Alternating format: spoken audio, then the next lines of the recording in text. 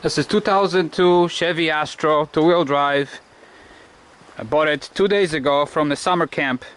They only use it 2 months out of a year, in July and August, and then it was parked for 10 months, basically for 10 years like that. They said they started once a month just to keep them running. They had a whole fleet of them, and this is the last one left, and because they had the lowest amount of mileage, so they kept the best ones for last and got rid of the ones with high mileage. And now they got a whole new fleet of Ford E150 Econoline. They were selling these things, and this was the last one, which is only, it's got only 57,000 miles on it.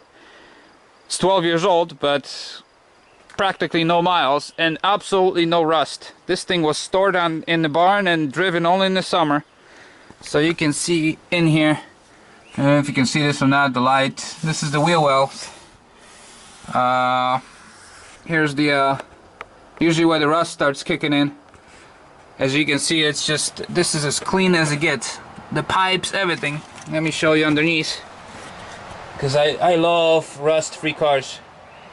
I had to junk my Toyota RAV4, which was my camper fishing vehicle, and my Crown Vic. Well, I didn't junk it, I actually sold the Toyota RAV4 for $4,000. Listed on the Craigslist. The guy picked it up, and I showed him rust. He wasn't concerned about it. He says, oh, he'll fix it up. Paid me $4,000 cash for a car that was 11 years old. It was 2003, and I had 200,000 miles on it. But there was so much corrosion in the back, my differential went out, and I tried to fix it, and everything was breaking apart. So I just figured I'm done with it. So this one is only 57,000 miles, no rust, and this is gonna be my new camping fishing vehicle. As you can see, I'm gutting everything out, because this is an 8-passenger van, which I have no interest in having seats or anything. I won't have, my wife usually goes with me, because we do a lot of urban camping. We go up in Boston and Philadelphia and New York City, and we sleep in a van.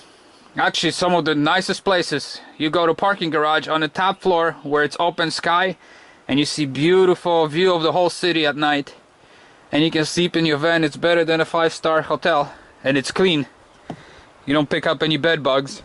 Almost bought twice a conversion van, and they're much higher and bigger.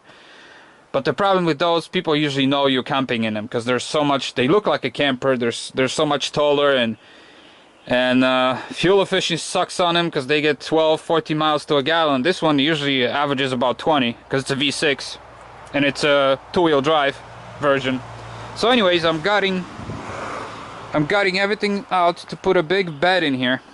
It's almost king-size bed here for me and my wife, and you know, we need 2 people sleeping here. And these plastic panels, I don't know if you can see how thick they are, just dumbest thing here. They come all the way straight with a wheel well, so a little bit, if you can see it, I don't know from this angle or not, it's about 1 inch, and that's where the plastic panels, because that plastic panel actually snaps over this thing. So you have 7 inches on both sides of wasted space for some cup holders and stuff. I gotta remove this air conditioner here. If you remove the paneling, you're left with this rear air conditioner, so I gotta get rid of that, cut the lines, remove the whole lines, plug them up and refill them, refill the air conditioner with gas. And then there's an extra heater, which I'm also bypassing and removing. I have no use for these things. This is a summer vehicle, and when we camp, we only sleep at night, so I have really no use. And the air and heat up front is so powerful, and actually by the time you eliminate all that, the heat in the front is so much stronger too, so there's no need for that. So I gotta unbolt all this crap, move this around, and my bed's gonna go just above the wheel wells. It's tall enough for me to put 4 bins in here underneath the bed, maybe even 6 bins for storage.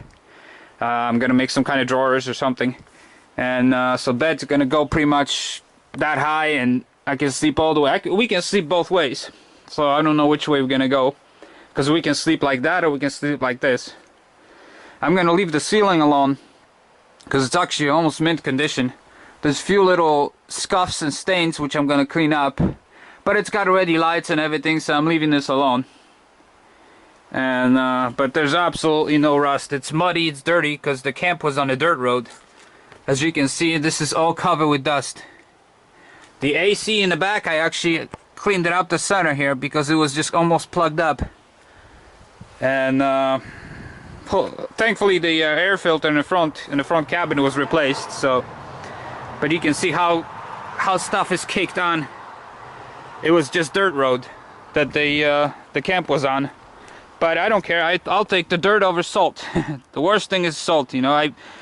So anyways, after looking at the conversion van, I also looked at a couple Astro vans that were so corroded underneath, and then I found this one, and the price, boy, paid $2,500 for this thing.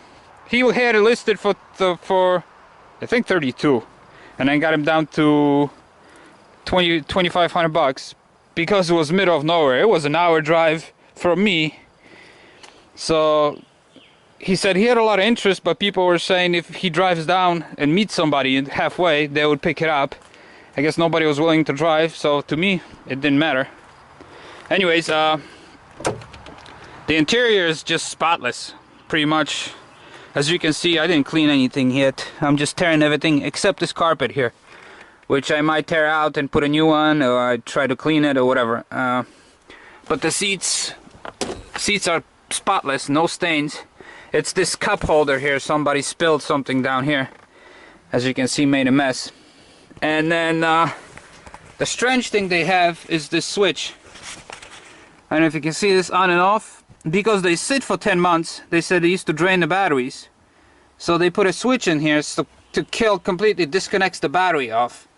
And so when they started once a month, the battery's not dead, because he said if they sit all winter long, then usually the batteries go bad. They have to every 2 years replace the batteries. So now they're putting these switches on that cuts everything off. And this switch actually comes in handy for me, because I'm going to have a secondary battery, a deep cycle battery that I'm going to be running all the lights, and I'm going to put solar power panel on top and run TV, lights, laptop and all that stuff. So this is a nice handy thing, because I can disconnect my main battery so I never drain that, so I can always start the truck. So yeah, this van is pretty big van for us. I mean, going from RAV4, which was I'm going to cut in a video here showing my RAV4, what it looked like for our camping stuff. Toyota RAV4. Got all this room in the back. You can remove the seats. I made this plywood, so when I move the seats all the way up,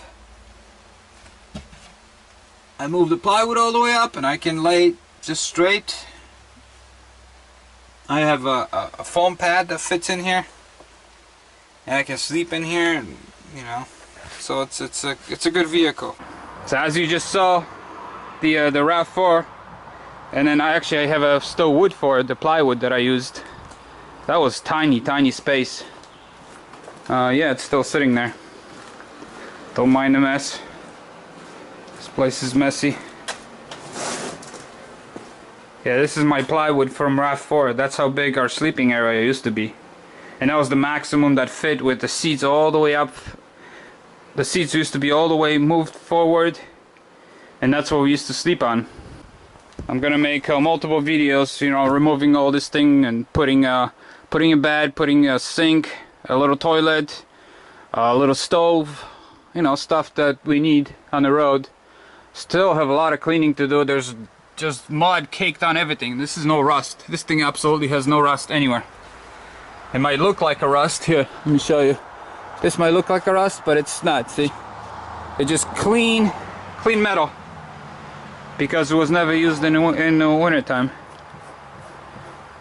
And with the 57,000 miles on it, this thing has a long ways to go.